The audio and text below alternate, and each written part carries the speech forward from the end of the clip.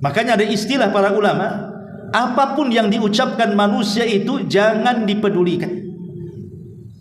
Karena hakikatnya orang yang sedang marah dengan ucapan yang kasar kepada kita, dalam hatinya ada bara api yang sedang diluapkan.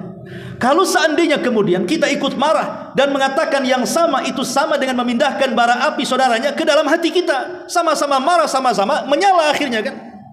Nah, ini jadi masalah jadinya. Makanya kenapa Al-Quran mengatakan wa jazaa'us sayyi'ati sayyi'atum mithluha. Kalaupun harus kita balas kejahatan orang itu, maka balaslah sesuai dengan kejahatannya saja, jangan lebih. Bismillahirrahmanirrahim.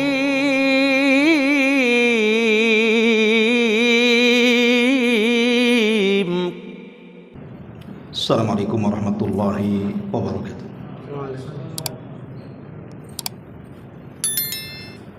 Alhamdulillah wassalatu wassalamu ala Rasulillah wa ala alihi wa sahbihi wa mawalah wa la hawla wa la quwata illa billahi wa ba'd. Alhamdulillah, segala puja dan puji hanya milik Allah subhanahu wa ta'ala. Salawat dan juga salam kita hadiahkan kepada Rasul kita Nabi besar Muhammad sallallahu alaihi wa ala alihi wasallam. Kajian di malam hari ini kita akan membahas tentang 3 kelompok yang dijamin oleh Nabi sallallahu alaihi wasallam bahwa mereka akan masuk di dalam surga. Dan itu tertuang dalam sebuah hadis yang dikeluarkan oleh Imam Abi Dawud pada nomor urut hadis ke-4167 dari hadis Abi Umamah radhiyallahu anhu. Nabi sallallahu alaihi wasallam bersabda, "Ana za'imun bi baitin fi rabadil jannati liman tarakal mirah wa in kana muhiqqah wa bi baitin fi wasatil jannati liman tarakal kadhiba wa in kana maziha wa bi baitin fi a'lal jannati liman hasuna khuluquhu." Kata Nabi sallallahu alaihi wasallam, aku akan memberikan jaminan satu rumah di tepian sorga bagi seseorang yang meninggalkan perdebatan meskipun dia di atas kebenaran. Dan aku juga menjamin akan dibangunkan satu rumah di sorga di tengah-tengahnya bagi seseorang yang meninggalkan kedustaan meskipun hanya bergurau atau bercanda. Dan aku juga menjamin satu rumah di sorga yang paling tinggi bagi seseorang yang bisa berakhlak dengan akhlak yang mulia. Inilah 3 kelompok yang disebutkan Nabi sallallahu alaihi wasallam, bahwa 3 kelompok ini dijamin akan dibangunkan rumah oleh Allah subhanahu wa ta'ala di sorga atas lisan Rasul. Baik, yang pertama, Nabi mengatakan, ana za'imun bi baitin fi rabadil jannah.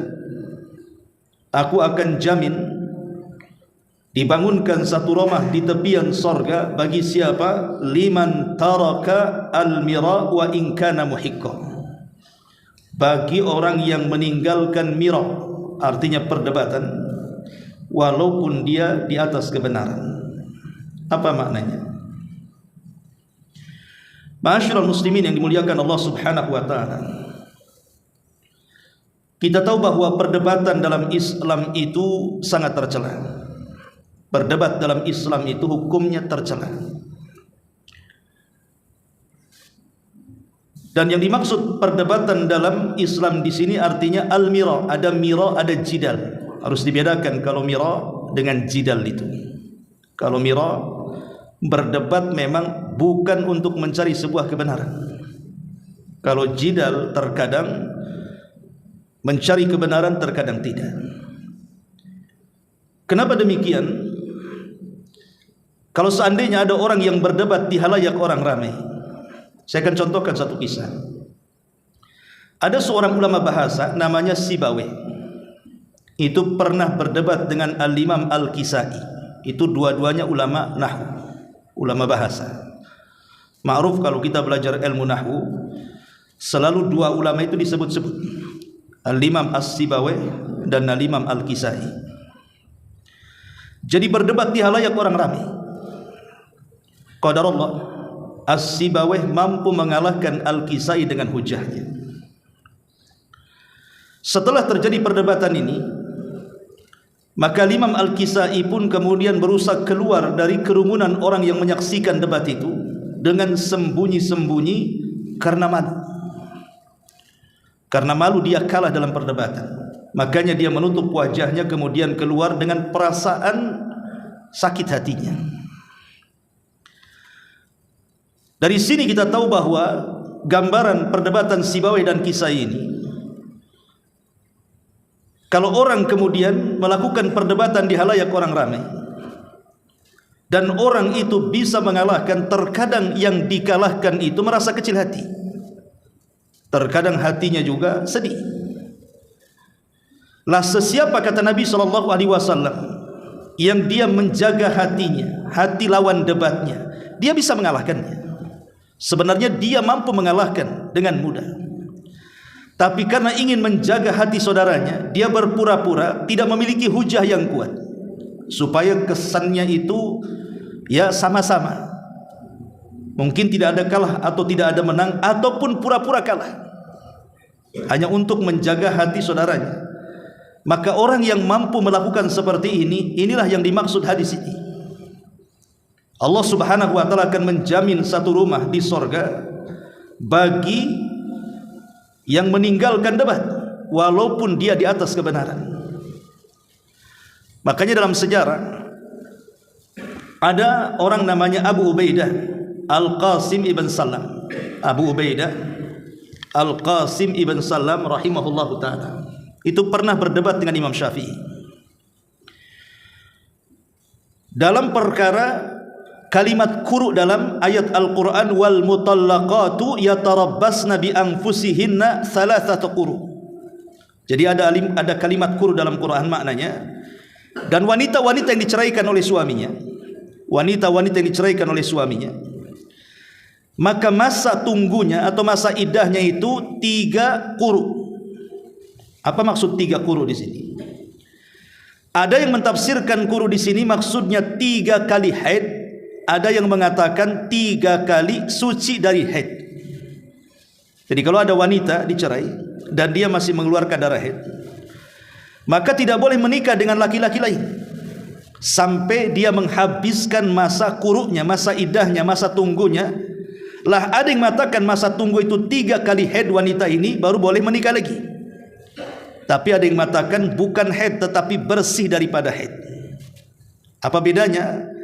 Bedanya kalau haid berarti semata-mata keluar darah, ketiga kalinya berarti besoknya sudah bisa menikah dia dengan laki-laki lain. Tapi bagi yang mengatakan suci dari haid, tunggu dulu sampai selesai haidnya, setelah suci baru boleh menikah lagi. Itulah makna quru. Jadi Imam Syafi'i ini dia berpendapat bahwa masa tunggu haid itu, masa tunggu wanita yang ditalak ataupun masa iddah itu 3 kali haid. Itu pendapat Imam Syafi'i. Tapi pendapat Abu Ubaidah Al-Qasim ibn Salam ini, sama-sama ulama di zamannya, pakar fikih ini, dia berpendapat lain bahwa quru di situ bersih dari haid. Terjadilah perdebatan hebat antara Imam Syafi'i dengan Abu Ubaidah Al-Qasim ibn Salam ini. Tetapi kemudian setelah melakukan perdebatan, selesai berdebat, tiba-tiba Imam Syafi'i mengatakan, sungguh aku takjub dengan pendapatmu, dan aku mengakui kekalahan debatku, dan sekarang aku berpendapat bahwa quru dalam ayat itu artinya suci dari haid, sesuai dengan pendapatmu. Tetapi sebaliknya Abu Ubaidah Al-Qasim bin Salam mengatakan, ya Syafi'i, sungguh aku yang kalah, dan aku lebih cenderung kepada pendapat yang engkau berikan bahwa quru di situ artinya haid. Coba bayangkan, setelah selesai berdebat malah Imam Syafi'i mengikuti pendapat Abu Ubaidah Al-Qasim bin Salam, tetapi Abu Ubaidah Al-Qasim bin Salam justru mengambil pendapat Imam Syafi'i. Tukar-tukaran pendapat jadinya kan. Lah kalau debat seperti ini kan enak. Makanya para ulama salaf dulu, kalau mereka ingin berdebat itu, maka selalunya mereka melaksanakan 2 rakaat sunnah. Berwudu, kemudian melakukan 2 rakaat sunnah wudu, kemudian berdoa kepada Allah. Apa doa para ulama dulu? Mereka berdoa kepada Allah Subhanahu wa taala kalau hendak berdebat itu, mereka menghendaki bahwa yang menang itu lawan debatnya. Mereka meminta kepada Allah agar yang menang itu lawan debatnya supaya dapat faedah. Sebab kalau seandainya yang menang kita yang mendebat, kita nggak dapat faedah, nggak dapat ilmu. Itulah yang diprinsipkan oleh Imam Syafi'i rahimahullahu taala, bahwa kalau dia hendak berdebat dia meminta kepada Allah, kebenaran itu ada pada lisan lawan debatnya. Kalau ini akhlak ada pada diri kita, tidak mungkin perdebatan itu melahirkan permusuhan dan kedengkian. Karena perdebatan itu melahirkan kebencian dan juga kedengkian, bahkan permusuhan itu, karena masing-masing mempertahankan ego dan kebenarannya menurut dia. Walaupun sudah kalah, jelas-jelas kalah, karena dia tidak menghendaki kebenaran, makanya dia tidak mengakui kebenaran yang ada pada orang lain. Bahkan yang lebih parah lagi, kalau habis berdebat, kemudian lawan debatnya tidak menerima pendapatnya, apa kata dia? Dasar kamu tidak mau kebenaran, gitu. Lah kok bisa dia mengatakan seperti itu? Kamu tidak mau kebenaran, buktinya kau menolak pendapatmu, katanya. Itu memaksakan pendapat dia dikonsumsi orang namanya kan. Tidak boleh dalam berdebat seperti itu. Bahkan kalau seandainya ada kemenangan dalam perdebatan, dia bangga. Tuh kan apa kata saya, yang benar itu saya, katanya. Bukan itu tujuan berdebat itu. Tujuan berdebat adalah masing-masing mencari kebenaran, bukan pembenaran. Ma'asyiral muslimin yang dimuliakan Allah Subhanahu wa taala, karena dampak debat ini banyak. Pertama, bahwa debat ini yurisul adawata wal baghdha, bisa mewarisi permusuhan, bahkan bisa mewarisi kedengkian. Bahkan terkadang orang yang berdebat ini kalau dia kalah, mengucapkan kalimat-kalimat yang tidak layak diucapkan. Makanya hindari perdebatan. Karena sekarang ini musim medsos, terkadang seseorang berdebat di kolom komentar atau antar grup dan begitu seterusnya. Ketika kemudian saling serang, ada orang-orang yang mengucapkan kalimat-kalimat yang menunjukkan dia bukan sedang mencari hidayah atau kebenaran, justru sedang melecehkan dan menghina orang lawan debatnya. Dan itu paling banyak. Dan ini bahaya kalau sudah seperti ini kan. Akhirnya melahirkan permusuhan dan juga kebencian. Yang kedua, debat ini menyebabkan haramnya ilmu. Satu hari dari Yunus dia mengatakan, telah dikirim kepadaku sebuah surat dari Maimun ibn Mihran. Isi suratnya, iyyaka wal khusumata wal jidal. Hati-hati engkau, hindari perdebatan dan hindari jidal. Kenapa? Wala tujadilna aliman wala jahilan. Jangan kau berdebat baik mengelawan orang yang alim ataupun orang jahil. Kenapa demikian? Amal alim fa innahu yahzan anka ilmu wala yubali ma sana'ta. Wa ammal jahil fa innahu yahshan bi sadrika wala yuti'u.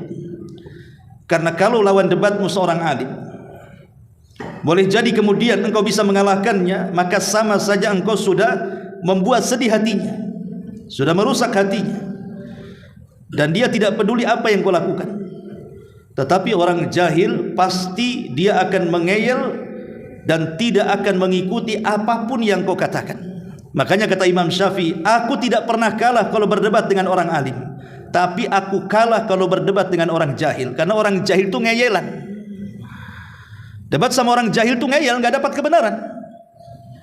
Makanya Imam Syafi'i mengatakan, aku tidak pernah berdebat dengan siapapun kecuali aku menang, katanya. Kecuali melawan orang jahil, aku kalah, katanya. Makanya dari sini ma'asyiral muslimin yang dimuliakan Allah Azza wa Jalla, hindari perdebatan, terutama dalam masalah-masalah khilafiyah. Masalah-masalah khilafiyah yang masing-masing ulama ada pendapat di situ. Contoh namanya kunut subuh nih. Ada orang berdebat kunut subuh itu sampai sengitnya saling sesat menyesatkan. Gara-gara masalah kunut. Padahal kunut subuh sendiri masalah khilaf ulama ini. Itu kan sumbernya gara-gara masalah hadis. Ada tambahan dalam hadis itu, Nabi SAW kunut sampai dia meninggal. Sebagian para ulama mengatakan bahwa tambahan ini lemah, sebagian orang mengatakan tambahan ini sahih. Imam Syafi'i mengatakan sahih tambahannya, Imam Ahmad mengatakan tidak sahih tambahannya. Bagi yang mensahihkan tambahan hadis ini berarti disyariatkan kunut. Bagi yang melemahkan berarti kunut itu bid'ah. Tapi kan sama-sama punya hujah di sini. Kalau masalah khilafiyah kemudian diperdebatkan sampai sesat menyesatkan, bid'ah membid'ahkan, ini tidak paham adab perdebatan.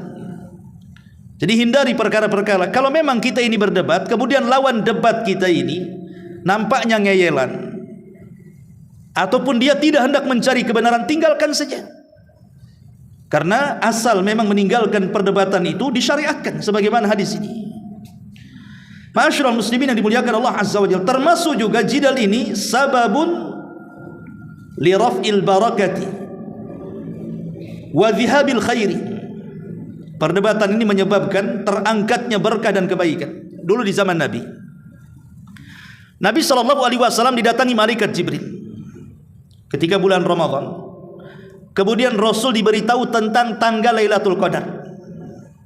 Rasul senang karena dikasih tahu tanggal Lailatul Qadarnya, tanggal sekian. Berarti kalau sudah diketahui tanggal sekian, berarti tidak perlu lagi capek-capek mencari Lailatul Qadar kan, karena sudah ada tanggalnya.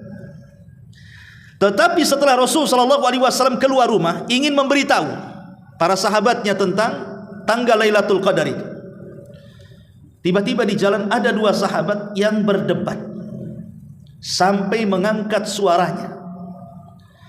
Maka Nabi SAW akhirnya sibuk melerai dua orang ini. Lama sekali Rasul kemudian mendamaikan dua orang ini sampai betul-betul damai. Setelah meleraikan dua orang yang berdebat ini, Rasul lupa. Kemudian pulang ke rumah. Padahal tujuannya dia keluar rumah itu ingin memberitahu tanggal Lailatul Qadar. Tapi karena sibuk kemudian melerai dua orang yang berdebat, dia lupa memberitahu, langsung pulang. Sampai di rumah dia tidak ingat lagi tanggal berapa itu. Lihat bagaimana gara-gara perdebatan ini akhirnya hilang berkah kan. Terpaksa akhirnya kita harus mencari Lailatul Qadar dengan susah payah di 10 malam terakhir itu, karena tidak tahu Lailatul Qadar tanggal berapa jadinya kan. Entah tanggal 21, 23, 25, 27, 29, kita tidak tahu dengan satu pun. Makanya Aisyah radhiyallahu anha ketika ditanya tentang Lailatul Qadar, Aisyah mengatakan Lailatul Qadar itu sama dengan Ismul A'zam dalam Asmaul Husna. Nama Allah yang agung dalam nama-nama Allah yang 99 nama itu, tidak tahu mana yang satu, sehingga kita harus mencarinya. Begitu juga malam Lailatul Qadar tanggalnya berapa, tidak ada yang tahu kecuali harus mencarinya. Tapi Rasul sudah mengatakan carilah di 10 akhir Ramadan. Tapi lihat gara-gara perdebatan dua orang ini akhirnya berkah hilang. Coba kalau seandainya tidak ada orang yang berdebat, kemudian Rasul memberitahu umatnya, kan kita tidak lelah-lelah. Pasti pamanya pada tanggal 27 semua serentak tanggal 27 pasti orang itu menghidupkan malam. Inilah gara-gara debat diangkatlah kebaikan. Nah, itu pengaruh daripada jidal. Kemudian juga jidallah sababul halak. Dia sebab kehancuran. Nabi SAW mengatakan, "Dzaruni ma taraktukum fa innama halaka man kana qablakum bi kathrati su'alihim wa ikhtilafihim ala anbiya'ihim." Sudah, lakukan saja apa yang kutinggalkan kepada kalian, kata Nabi. Karena hancurnya umat sebelum kalian, terlampau banyak pertanyaan mereka dan perselisihan mereka terhadap nabi-nabi mereka. Lihat Bani Israel ketika berdebat dengan Nabi Musa soal sapi betina. Ketika ada orang yang meninggal dunia dan orang itu pejabat besar di tengah-tengah Bani Israel. Kemudian yang membunuh ini menyembunyikan pembunuhannya dan menuduh kabilah yang lain membunuhnya, sehingga hampir terjadi perang gara-gara tuduh-tuduhan membunuh. Kemudian mereka datang kepada Nabi Musa mengatakan, ya Musa, bisa enggak kau tunjukkan kepada kami siapa pembunuhnya? Maka Nabi Musa berdoa kepada Allah Azza wa Jalla. Kemudian Allah memerintahkan, kalau begitu sembelihlah seekor sapi betina, nanti dengan itu akan teruraikan siapa pembunuhnya. Kalau sampai di sini Bani Israil langsung melakukannya, menyembelih sapi betina, selesai, langsung terungkap pembunuhnya. Tapi mereka malah menuduh Nabi Musa ini main-main, seolah-olah kami ini bertanya soal siapa pembunuhnya, kenapa engkau pula meminta kami untuk menyembelih seekor sapi betina? Apa hubungan siapa pembunuh dengan sapi betina ini? Tapi Musa alaihi salam mengatakan, apakah aku main-main dengan perintah Allah? Kemudian mereka mulai berdebat dengan Nabi Musa soal apa warnanya, berapa usianya, sudahkah di pekerjaan ataukah dia liar, dan begitu seterusnya. Setelah kemudian diberikan jawaban-jawabannya, hampir-hampir mereka tidak bisa melaksanakannya. Hampir-hampir mereka tidak bisa melaksanakannya. Dan mereka tahu konsekuensinya. Kalau mereka batalkan nih penyembelihan sapi ini, pasti akan turun azab kepada mereka. Maka mereka berusaha untuk mencari sapi betina. Rupanya ada yang punya milik anak yatim, tetapi harganya karena sudah diberitahu malaikat dan mengatakan kepada anak yatim ini, jangan kau jual sapimu kecuali dengan seharga emas seberat sapimu. Kalau mereka mau emas seberat sapimu, kasihkan sapimu. Bingunglah cari emas seberat sapi. Tapi kalau mereka tidak melakukan, akan turun azab masalahnya. Terpaksa mereka mengumpulkan apa? Emas-emas dari kalung, gelang, anting istri-istri mereka, anak-anak gadis mereka, kemudian dikumpulkan jadi satu. Nyusahkan diri sendiri. Nah inilah kenapa kemudian jidal ini menyebabkan kehancuran. Bahkan yang lebih daripada itu, jidal ini juga menyebabkan seseorang masuk neraka. Nabi SAW mengatakan, man talabal ilma liyujariya bihil ulama aw liyumariya bihis sufaha wa yasrifa bihi wujuhan nas ilaihi adkhalahu Allahu nar. Siapa yang mencari ilmu dalam rangka mendebat para ulama atau berjidal dengan orang-orang jahil supaya dia punya wajah di tengah-tengah manusia, punya kemuliaan di tengah-tengah manusia, kecuali Allah akan masukkan dia ke neraka. Artinya thalabul ilminya percuma, karena tujuannya bukan untuk lillah, tapi hanya untuk berdebat dan berdebat. Ma'asyiral muslimin yang dimuliakan Allah Azza wa Jalla, ini yang pertama. Kemudian yang kedua, Nabi SAW mengatakan, wa bi baitin fi wasatil jannati liman tarakal kadhiba wa in kana masiha. Dan Nabi akan menjamin satu rumah di tengah-tengah surga. Syaratnya meninggalkan dusta walaupun hanya bersendau gurau belaka.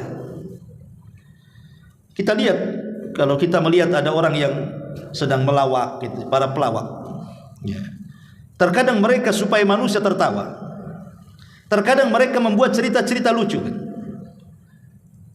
Yang parahnya lagi, bukan hanya mengarang cerita-cerita lucu, kadang-kadang menghina lawan lawaknya, akhirnya menimbulkan decak tawa karena dianggap lucu. Ma'asyiral muslimin yang dimuliakan Allah Subhanahu wa taala, tidak boleh bercanda kalau di dalamnya ada dusta. Kalau dusta dalam candaan saja tidak boleh, apalagi bukan dalam candaan. Makanya ulama mengatakan ada beberapa tempat orang itu tidak boleh bercanda. Pertama, menakut-nakuti seorang muslim, tidak boleh bercanda. Pamannya ambil pisau, kemudian diarah-arahkan ke wajah dia. Sebenarnya dia sedang bercanda, tapi karena dia sedang menakut-nakuti seorang muslim, tidak boleh bercanda dalam menakut-nakuti seorang muslim. Kenapa demikian? Karena Rasul yang mengatakan, la yahillu li muslimin an yurawwi'a musliman. Tidak halal alias haram bagi seorang muslim membuat takut muslim yang lainnya, walaupun sebatas candaan. Yang kedua, tidak boleh bercanda dalam rangka melecehkan kelompok-kelompok tertentu. Tidak boleh bercanda dalam rangka melecehkan kelompok tertentu, suku tertentu, ras tertentu. Tidak boleh. Allah Subhanahu wa taala berfirman dalam surah Al-Hujurat ayat 11 itu, ya ayyuhalladzina amanu la yaskhar qaumun min qaumin asa an yakunu khairan minhum. Wahai orang-orang yang beriman, janganlah sekumpulan orang-orang di antara kalian merendahkan kumpulan yang lainnya, karena boleh jadi yang ditertawakan itu jauh lebih baik dibandingkan mereka. Tidak boleh, karena ada orang yang kemudian melecehkan kelompok yang lainnya dengan cara apa? Dengan cara candaan. Entah mungkin menghina warna kulitnya, entah mungkin menghina dialek bahasanya, entah mungkin menghina budayanya, dan begitu seterusnya. Walaupun bercanda tidak boleh. Ini bukan tempat bercanda. Ya. Kemudian yang ketiga, tidak boleh canda itu isinya tuduhan ataupun fitnah terhadap orang.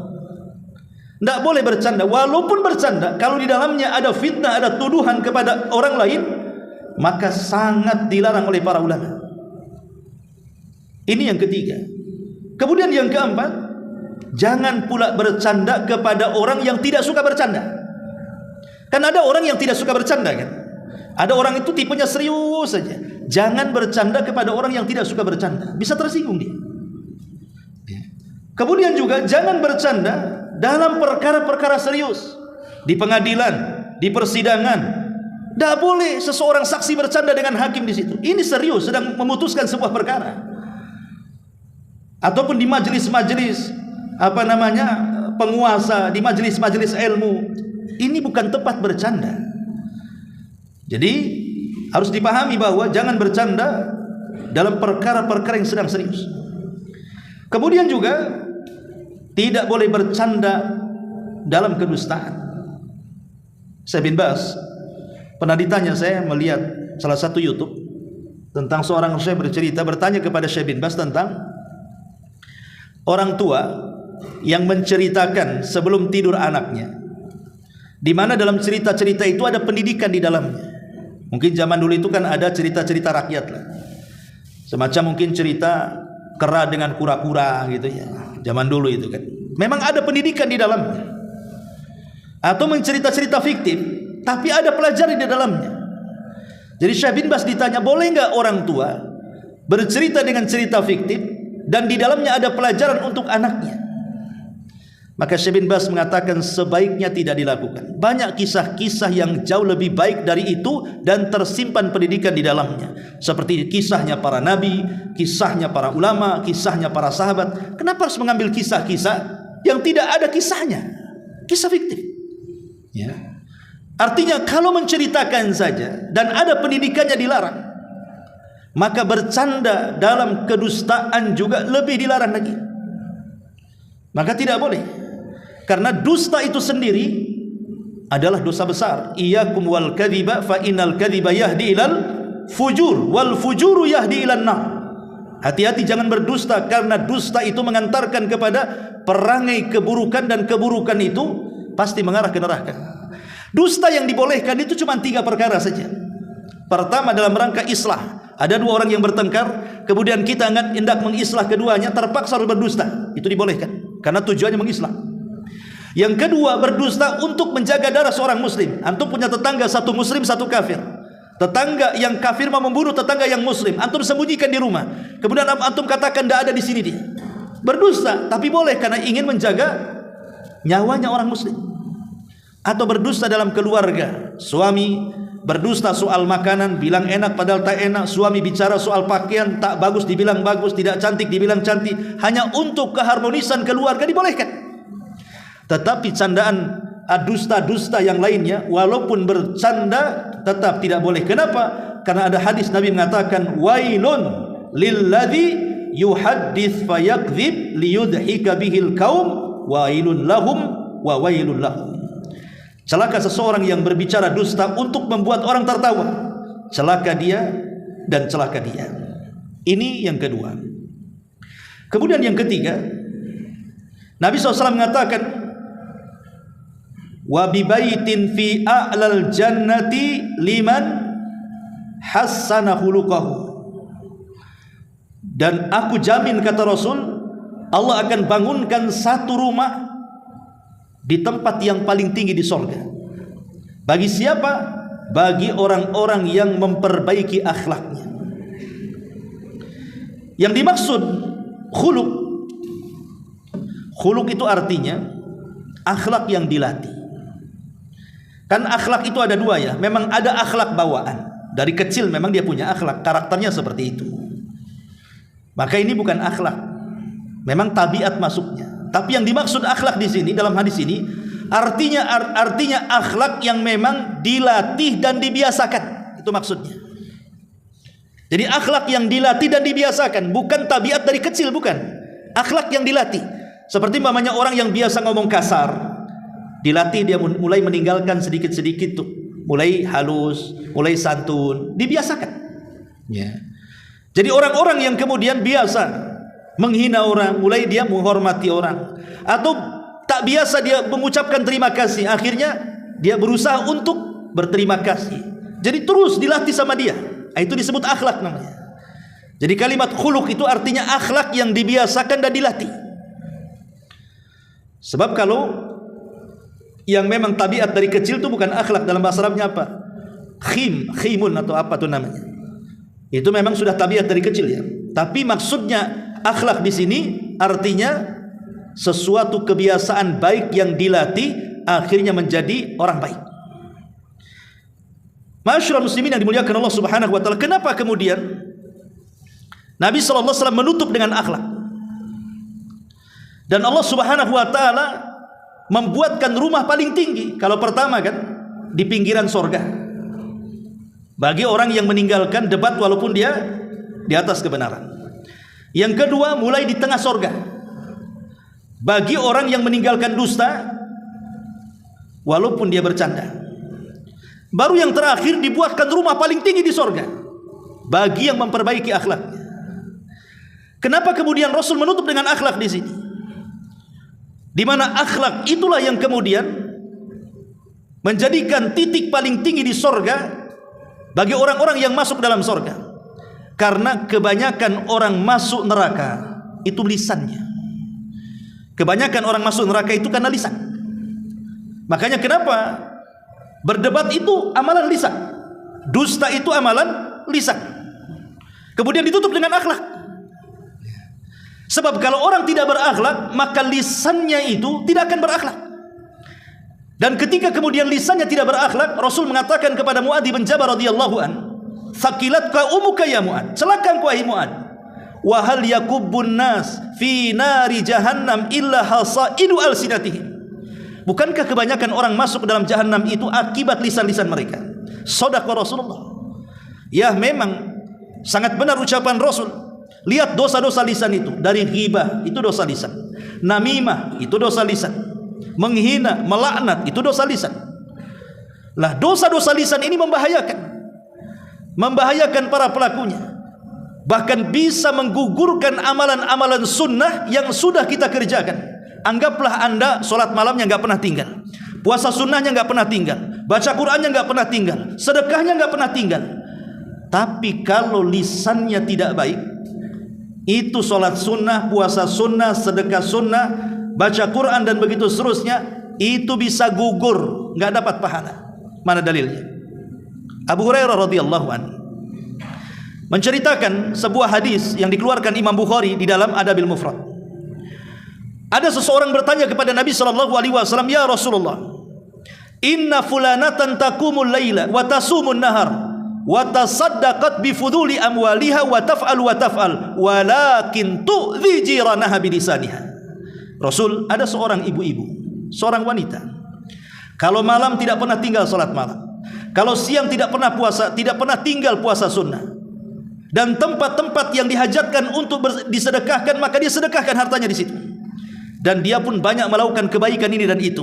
Tapi penyakitnya satu, wahai Rasul, lisannya membuat tidak aman tetangganya, selalu menyakiti tetangganya. Coba di antara kita, siapa yang rajin salat malam? Siapa di antara kalian yang rajin salat malam atau puasa sunnah? Senin Kamis lah, kalaupun tidak puasa Daud. Atau yang rajin setiap hari baca Quran, atau yang rajin bersedekah ke sana kemari kan? Tidak ada. Tapi wanita ini sempurna, solat malamnya, ia puasa sunnahnya, ia baca Qurannya, sedekahnya oke, berbuat kebaikannya banyak. Tetapi penyakitnya satu, lisannya tidak bisa dijaga kepada tetangganya. Apa kata Rasul? Kata Nabi SAW, la khaira fiha hiya min ahlin nar. Wanita itu tidak ada kebaikannya, kata Rasul. Bahkan wanita itu layak masuk neraka. Lalu buat apa puasanya? Buat apa solatnya? Buat apa sedekahnya? Buat apa baca Qur'annya? Kalau harus hangus gara-gara dosa lisannya. Makanya dosa lisan ini luar biasa. Di zaman Nabi SAW ada dua orang bertengkar soal nasab. Yang satu mengatakan, tahu nggak kamu siapa saya, katanya. Tahu nggak kamu siapa saya? Dengan sombongnya dia mengatakan. Kata kawannya, emang siapa kamu? Dia mengatakan, ana fulan, ibn fulan, ibn fulan, ibn fulan, ibn fulan. 9 kakeknya disebut dengan bangganya. Karena kakek-kakeknya itu orang-orang hebat menurut dia. Setelah dia menyebutkan, karena ingat orang Arab itu kan berbangga dengan nasab biasa. Makanya mereka itu paling hafal nama-nama kakek mereka itu. Dari mulai kakek pertama, kedua, ketiga, keempat mereka hafal. Silsilah mereka itu sampai di mana mereka hafal. Kita ini nggak hafal. Kakek kedua saja kita tidak tahu siapa nama kakek kedua kita. Kita hafalnya ya orang tua sama bapaknya orang tua. Nah, kalau bapak-bapaknya orang tua bingung tuh namanya tuh. Karena kita tidak pernah berbangga dengan nasab. Ya. Kecuali dari darah keraton gitu ya, yang ada darah-darah birunya. Tapi di Arab itu mereka berbangga dengan nasab. Sehingga kemudian saking bangganya dengan nasab, dia sebutkan 9 kakeknya ke atas, mulai dia menghina kawannya dan mengatakan, amma anta fala ummalak, katanya. Adapun engkau, saya yakin tidak punya nasab sebaik aku, katanya. Dengan sombongnya dia. Maka lawannya ketika hendak menyebutkan nasab dengan malu-malunya karena kakeknya tidak sehebat kakek kawannya, ketika hendak mengatakan saya fulan ibn fulan, datang Nabi. Nabi datang di situ. Kemudian Nabi SAW menghentikan, jangan kalian berdebat soal nasab. Kemudian Rasul menceritakan tentang kisah 2 orang di zaman Bani Israel yang sama-sama bercerita tentang nasab. Jadi zaman Bani Israel ada 2 orang yang mengatakan, tahukah kamu siapa saya? Saya fulan bin fulan, fulan bin fulan, fulan bin fulan, sampai 9 kakinya dengan bangga disebutkan. Setelah dia menyebutkan kaki buyutnya, dia menghina kawannya dan mengatakan, amma anta fala ummalaka, adapun engkau pasti engkau tidak sehebat nasabku, kata. Kemudian orang ini dengan malu-malunya menyebutkan, baik, saya fulan ibn fulan, fulan ibn fulan. Baru menyebut kakek buyut yang ketiga, mau menyebut kakek buyut yang keempat, dia sadar bahwa kakek buyut yang keempat itu bukan muslim, kafir. Dia tidak mau menyebutkannya. Akhirnya dia ulang, ana fulan ibnu fulan, ibnu fulan, ibnu fulan, ibnul Islam. Yang keempatnya diganti Islam, karena yang keempatnya kafir. Jadi dia mengatakan ana fulan, ibnu fulan, ibnu fulan, ibnul Islam, katanya. Allah takdirkan dua-duanya meninggal. Yang pertama berbangga dengan nasab tanpa peduli apakah kakek buyutnya muslim kafir, Allah masukkan ke neraka. Tapi yang kedua, yang dia tidak berbangga dengan kakek buyutnya yang kafir, dia hanya berbangga dengan kakek buyutnya yang muslim, Allah masukkan ke surga. Lihat ikhwatu fiddin, muliakan Allah Azza wa Jalla. Hadis ini sahih. Ya. Orang ini masuk ke neraka bukan karena zalim, kan? Bukan karena membunuh orang, bukan karena zina, bukan karena menampar, bukan karena mengambil hak orang. Enggak. Orang ini masuk neraka gara-gara lisan. Hanya menyebutkan saya anak si fulan, anak si fulan, anak si fulan, masuk neraka. Ini kan dosa lisan namanya. Makanya kenapa Nabi SAW dalam hadis ini menutup dengan akhlak? Karena akhlak inilah yang kemudian memperbaiki lisan seseorang. Supaya kita ingin masuk surga, dan surga yang paling tinggi, maka berakhlaklah supaya lisan kita tidak suka berdebat dan tidak suka berdusta. Gitu maksudnya. Ma'asyiral muslimin yang dimuliakan Allah Azza wa Jalla. Adapun keutamaan akhlak sendiri, yang pertama, sabab lidukhulil jannah. Sudah jelas, akhlak itu menyebabkan orang masuk surga berdasarkan hadis yang kita baca. Yang kedua, sababun fi mahabbatillahi li abdi. Akhlak itu sebab mendapatkan kecintaan Allah kepada hambanya, ataupun kecintaan hamba kepada hamba yang lain. Terkadang begini ikhwatu fiddin, ada 2 orang ya. Yang satu sudah mengaji, Masya Allah gitu ya, pakai gamis, cingkrang, berjanggut dan begitu seterusnya. Oh, sunnah-sunnah Nabi oke lah secara lahiriah. Tapi kalau ngomong Kadang-kadang tidak terkontrol, masih kasar, masih suka mukul istrinya, masih suka mengasingkan diri karena beda kelompoknya, dia tak mau nyapa, tak mau salam, tak mau ngomong kan gitu. Ini yang satu tidak pernah ngaji. Boleh jadi mungkin sholat pun tidak, ngaji pun tidak kan gitu. Tapi akhlaknya bagus, senyum, suka bantu, pokoknya muamalahnya bagus. Terkadang di mata manusia, siapa yang disukai? Yang disukai itu yang bagus akhlaknya, walaupun dia tidak ngaji, walaupun tidak sholat, walaupun tidak melakukan ibadah. Itu terkadang ya, itu maksudnya di mata manusia ya. Apalagi kalau seandainya sudah bagus akhlaknya, bagus pula ibadahnya, maka sempurnalah hidupnya. Makanya kenapa Nabi SAW mengatakan, idza ja'akum man tardawna dinahu wa khuluquhu fazawwijuh. Kalau ada laki-laki datang melamar putrimu, baik agamanya, baik akhlaknya, nikahkan segera. Sebab kalau tidak, hancur anakmu nanti. Lihat Rasul mengatakan apa? Baik agama dan akhlak. Berarti agama dan akhlak ini tidak bisa dipisahkan. Sebab kalau seandainya hanya bagus agamanya saja tapi tidak bagus akhlaknya, ada kekurangan dalam hidupnya. Ataupun sebaliknya, bagus akhlaknya tapi kurang bagus agamanya, ada kekurangan dalam hidupnya. Tapi kalau bisa menggabungkan agamanya oke, akhlaknya iya, mantap tuh. Berarti dia sempurna kehidupannya. Ma'asyiral muslimin yang dimuliakan Allah Azza wa Jalla. Ini yang ketiga. Yang keempat, akhlak ini bisa memberatkan timbangan. Ma min syai'in athqal fil mizani min husnil khuluqi, kata Rasul. Tidak ada sesuatu yang mampu memberatkan timbangan kelak pada hari kiamat melebihi baiknya akhlak. Dan baiknya akhlak itu ada pada 5 tempat. Orang dikatakan baik. Baik akhlak itu ada di 5 tempat. Pertama, kata para ulama, talaqatul wajhi indal liqa. Wajah yang tidak menyeramkan ketika berjumpa dengan saudaranya. Artinya wajah yang menyenangkan, senyum, kata-katanya santun, matanya sayu, tidak melotot gitu ya. Kemudian wajahnya juga menghadap kepada orang yang diajak bicara, walaupun yang diajak bicara itu mungkin lebih rendah dibandingkan dia. Itu namanya talaqatul wajhi. Karena Nabi SAW mengatakan, la tahqirana minal ma'rufi syai'an walau an talqa akhaka biwajhin talq. Jangan remehkan sekecil apapun kebaikan, walaupun hanya berjumpa dengan temanmu, dengan saudaramu, dengan wajah yang menyenangkan. Yang kedua, thayyibul qawli, lisan yang dijaga sehingga tidak menyayat hati manusia. Karena sering saya katakan ikhwan, terkadang kalau kita ini ngomong kasar sama orangnya, terkadang kita sendiri yang ngomong menyesal. Kenapa tadi saya ngomong begitu? Kenapa saya ngomong kasar sama dia? Terkadang seperti itu kan. Kalau kita ini terlampau kasar ngomongnya, kita yang ngomong sendiri terkadang menyesal. Kenapa sih tadi ngomong begitu? Itu kita yang ngomong itu. Yang dengar sakit hati.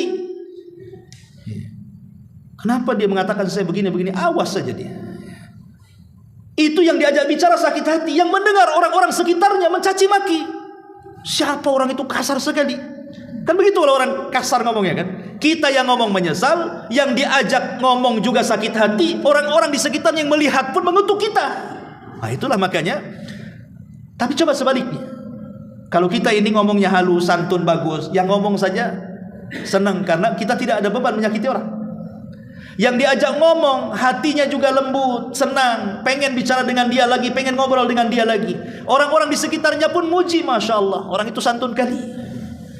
Lah ini makanya ini bagian daripada akhlak thayyibatul qaul namanya ya. Nabi SAW mengatakan wal kalimatu thayyibatu shadaqatun. Kalimat yang baik itu bagian daripada sedekah. Yang ketiga, kaful adha.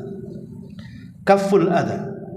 Artinya kaful adha di sini jangan sampai mendatangkan madarat kepada orang lain. Jangan sampai mendatangkan keburukan kepada orang. Naruh sampah. Ya memang betul sampah itu depan rumah kita, tapi itu sampah basah, baunya ke tetangga ya. Lah ini kan masalah kan. Apalagi kalau sampahnya jelas-jelas diletakkan depan rumah tetangga pula kan, itu kurang ajar namanya. Yang jelas-jelas saja kita letakkan di depan rumah kita, tapi kalau baunya ke tetangga, itu sama nggak punya akhlak namanya.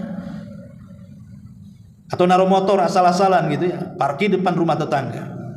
Atau punya pohon mangga di depan rumah, Giliran panen kita yang ambil buahnya, giliran nyapu tetangganya yang nyapu bersih tuh daunnya. Ini kan masalah, ikhwan.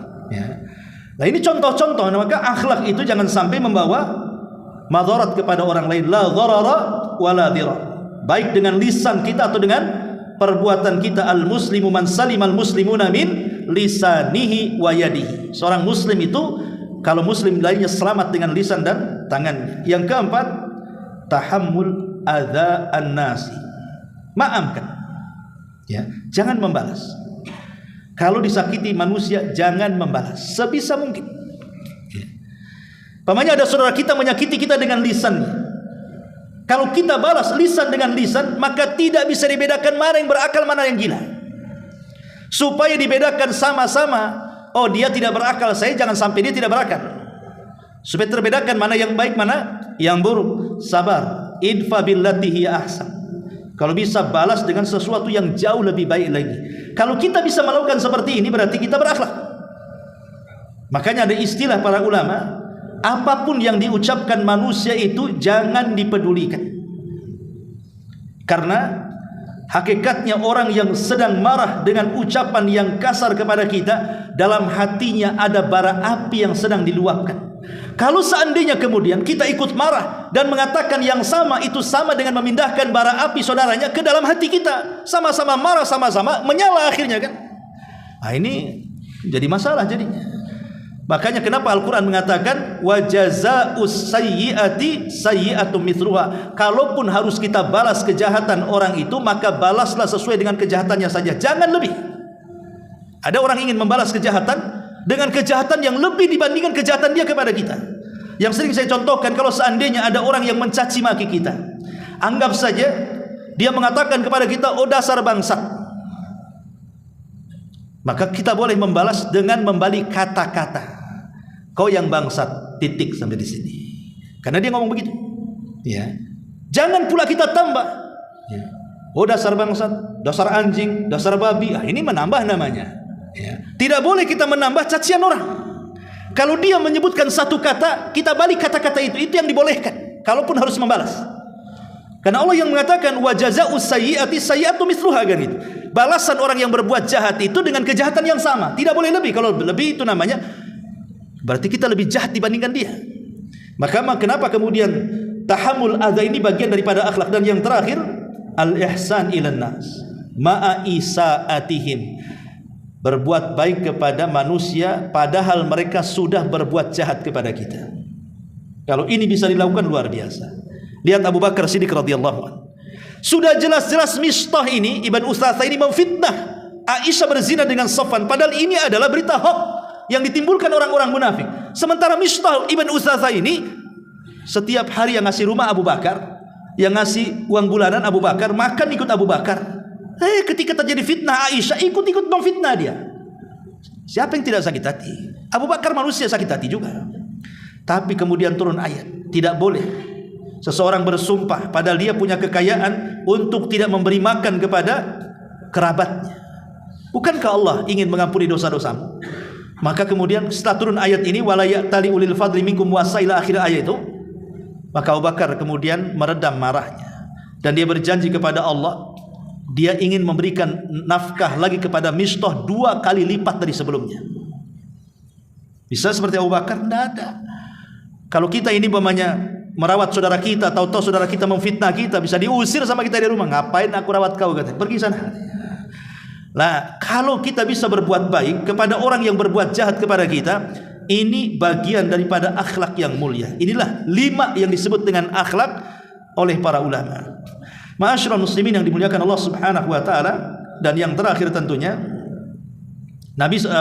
akhlak adalah alamat ala kamalil iman. Akhlak itu alamat yang menunjuk tentang kesempurnaan iman. Rasul mengatakan akmalul mu'minina imanan ahsanuhum khuluqa. Sesempurna-sempurna iman seorang mukmin adalah yang paling baik akhlaknya.